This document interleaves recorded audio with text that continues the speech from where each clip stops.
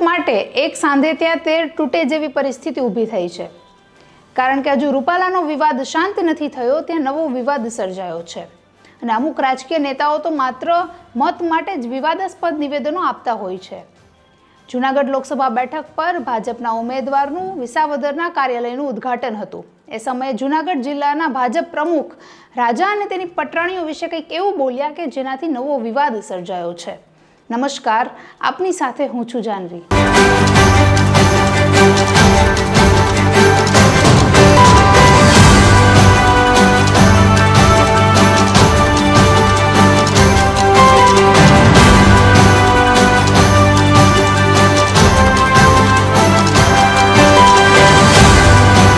ભાજપના જ નેતાઓ પરસોત્તમ રૂપાલાના વિવાદને શાંત પાડવા માટેની મથામણ કરી રહ્યા છે, તો બીજી તરફ શિસ્તબદ્ધ ગણાતી ભારતીય જનતા પાર્ટીના નેતાઓ જ બફાટ કરી રહ્યા છે.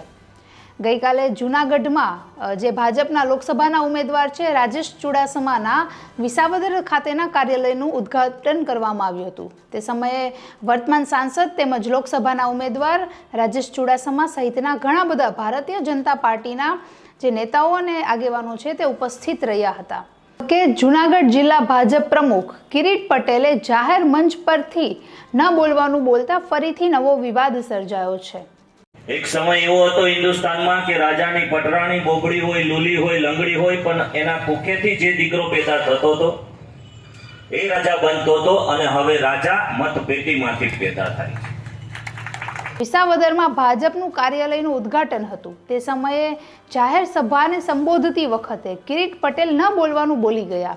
એમના અગાઉ પણ ઇકો સેન્સિટિવ ઝોન વિશે તેઓએ કંઈક અલગ જ ટિપ્પણી કરી હતી, જેનાથી તેઓ ટ્રોલ પણ થયા હતા. ત્યારે ફરી એક વખત તેઓએ નવો વિવાદ સર્જ્યો છે. લોકોને સંબોધતી વખતે તેઓ બોલ્યા કે પહેલાંના સમયમાં ગમે એવી પટરાણીના કુખે જન્મી જતો વ્યક્તિ પણ રાજા બની જતો અને હવેનો રાજા મતપેટીમાંથી પેદા થાય છે.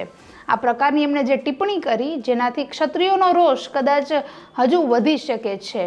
જો કે આ અંગે તેઓ માફી પણ માંગી ચૂક્યા છે, પણ હવે ક્ષત્રિય સમાજ કે જેની આગ ભભૂકી રહી હતી એ આગમાં એમણે પેટ્રોલ કે ઘી નાખવાનું કામ કર્યું છે.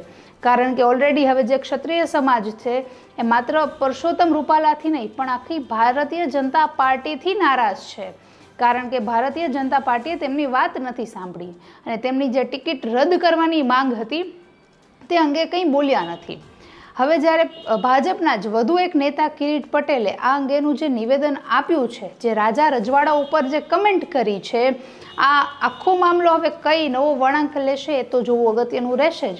પણ સાથે ભારતીય જનતા પાર્ટીને હવે ડેમેજ કંટ્રોલ કરવા માટેની જે બમણી તાકાત લગાવવી પડશે એ અંગેની પણ તે શું હવે નવી રણનીતિ ઘડશે તે પણ જોવું અગત્યનું રહેશે.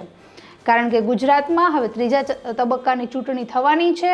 7મી મે ચૂંટણી છે, ત્યારે હવે ચૂંટણીના દિવસો પણ ખૂબ જ નજીક છે.